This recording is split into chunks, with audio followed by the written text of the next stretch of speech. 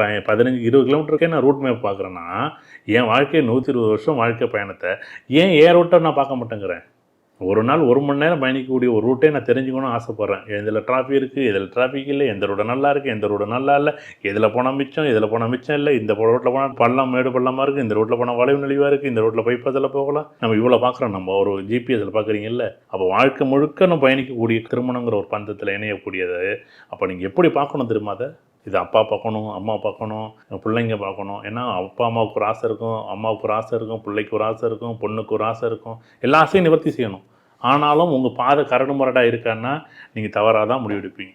ஆனால் பாதை நல்லா இருந்துச்சுன்னா நீங்கள் எடுக்கக்கூடிய முடிவுகள், அது காதல் திருமணமாக இருந்தாலும் சரி, இல்லை அரேஞ்ச் மேரேஜாக இருந்தாலும் திருமண வாழ்க்கை நல்லபடியாக அமையும். சாதகம் சரியாக இது அமையவில்லை என்றால் நாங்கள் கடவுள் எதிர்த்தாப்புலன்னு சொன்னாலும் கேட்க போகிறது இல்லை. நாங்கள் ஊதுற சங்க ஊதுறோம்.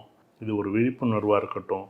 நான் ஒவ்வொரு காலேஜ்லேயும் போய் பேசணும்னு நினைக்கிறேன். சந்தமாக எல்லா பசங்கள்ட்டையும் பேசணும்னு நினைக்கிறேன். எல்லாருக்கும் சந்தோஷம் இருக்கட்டும். நீங்கள் எல்லாம் என்ஜாய் பண்ணுங்கள், சந்தோஷமாக இருங்க. ஆனால் நீ என்னவா பண்ண போகிறான்னு நீ அதுக்கு நீங்கள் உழைக்காமல் இங்கே உன்னுடைய ஃபோக்கஸ் மாறும்போது இங்கே நீ எப்படி போக முடியும்? வண்டியை ஓட்டிகிட்டு இருக்கும்போது பராக்கு பார்க்குற மாதிரி நேராக பார்க்காம நான் சைடில் பார்த்துட்டு வண்டி ஓட்டினா எங்கள் வண்டி போய் மோத